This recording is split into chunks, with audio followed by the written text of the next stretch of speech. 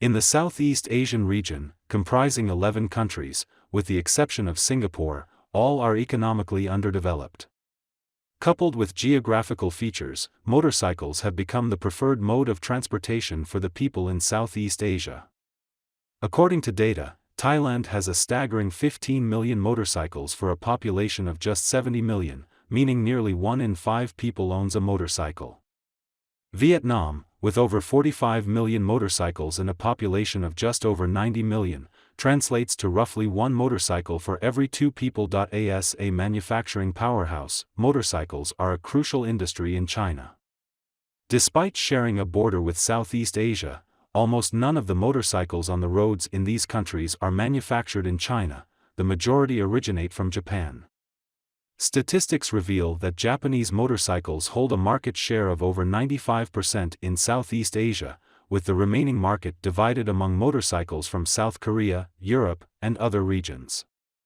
China's motorcycle market share is less than 1%. In fact, Chinese motorcycles once had a glorious history in the Southeast Asian market. Before 1998, Japanese motorcycles dominated the region.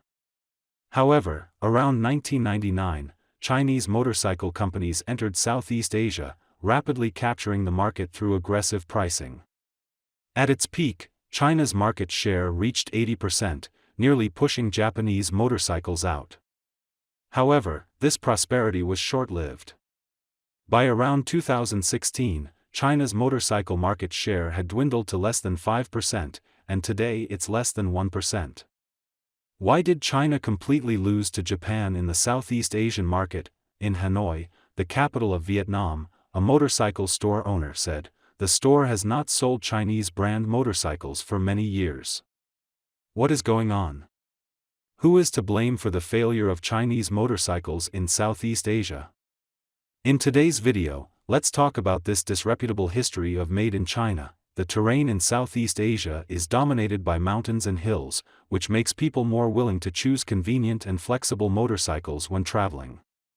Since the 1990s, there has been a wave of motorcycles in Vietnam, Indonesia, and other Southeast Asian regions. Although Vietnam's economy has developed rapidly in recent years, motorcycles are still the first choice for Vietnamese people to travel due to the high taxes and fees on car purchases and the underdeveloped public transportation system. In Vietnam, motorcycles are still a symbol of social status and identity. Most people think that riding a Japanese brand motorcycle is very respectable, although it is more expensive. Statistics show that Indonesia now has over 70 million motorcycles, Vietnam over 45 million, and Thailand over 30 million.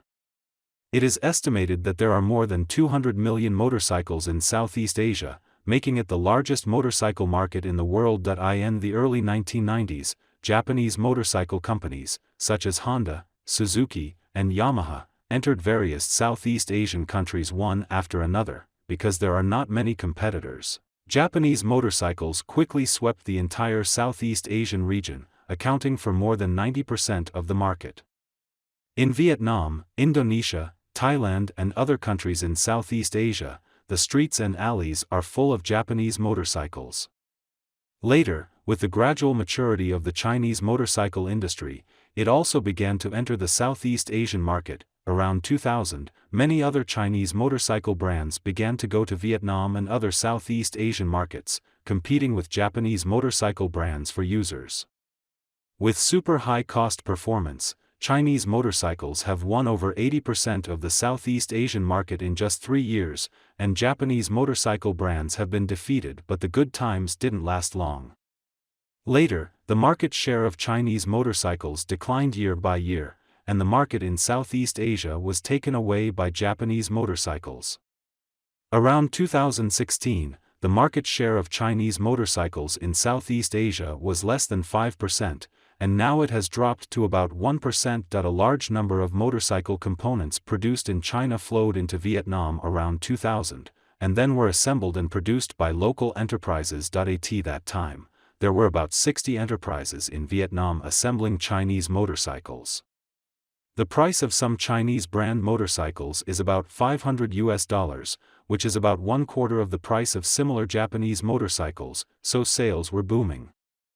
In the first few years at the beginning of this century, the market share of Chinese brand motorcycles in Vietnam reached 80%, and this stage was called China Shock by some scholars. However, the power of this Chinese shock has gradually weakened due to the problems of Chinese companies themselves and the comeback of Japanese companies.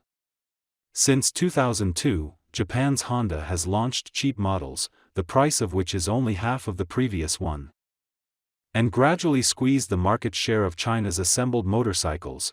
Until now, the golden age of Chinese motorcycle companies in the Vietnamese market has passed, and the entire industry is facing a reshuffle. From the beginning of 2016 to the present, the number of motorcycles exported from China to Southeast Asia has fallen by 5% year-on-year, and the situation will be even worse by the end of the year.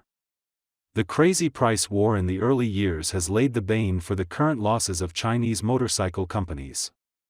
The ever-decreasing selling price affects the R&D investment of enterprises, and also leads to greatly reduced manufacturing costs. After the quality problems of some Chinese motorcycles broke out, problems such as high fuel consumption also made Vietnamese consumers choose Japanese brand motorcycles again. In Cambodia, where there are many Chinese and the relationship between the two countries is stable, Chinese brand motorcycles were also popular. But recently, consumers generally believe that Chinese brand motorcycles are certainly inferior to Japanese ones. In Laos, another Southeast Asian country, almost all mechanical products such as motorcycles and automobiles rely on imports. Laos is closer to Thailand, so many daily necessities are imported from Thailand. Most of the motorcycles driven by Laotians are Japanese brands such as Yamaha and Honda produced in Thailand, and only a few are Chinese motorcycles imported through Yunnan. In my opinion, the failure of Chinese motorcycles from Vietnam is not only due to the competition among manufacturers to lower prices and vicious competition, but also because of the extremely low prices of smuggled assembled vehicles and the self-destructive market. Although the Chinese-made motorcycles that entered the Vietnamese market in the early stage were cheap, they still made some money. It is a pity that the company did not invest more in brand and service, and eventually lost to Japan. After establishing brand reputation, Japanese manufacturers such as Honda began to continuously launch mid to low-end products to expand their market share. For example, a motorcycle they recently launched only sells for about 3,000 yuan. China is a big producer of motorcycles and their spare parts.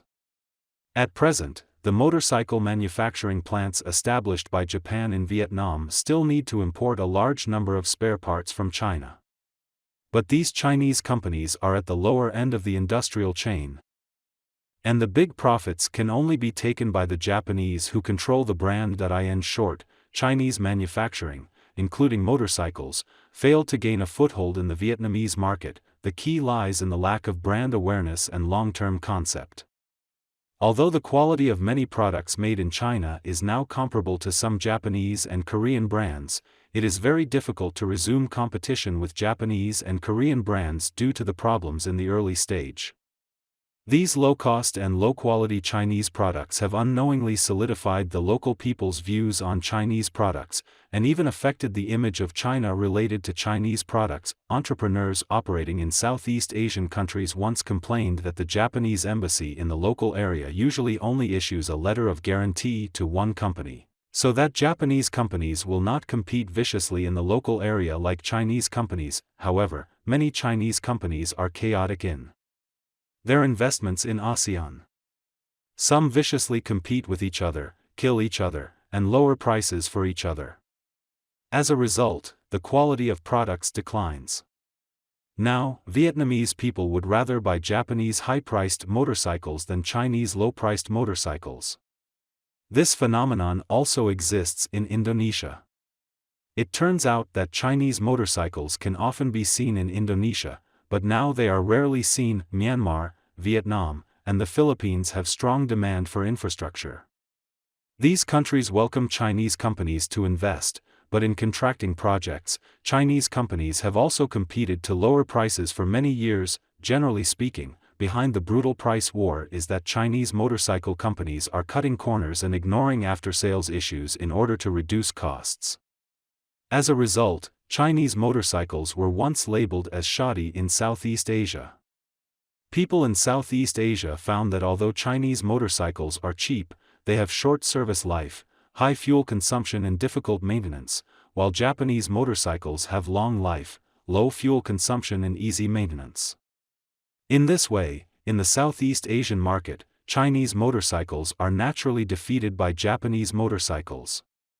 Okay, that's all for today. Please put your comments below, and share your insightful ideas with other people. Please keep following our channel and like our videos. See you.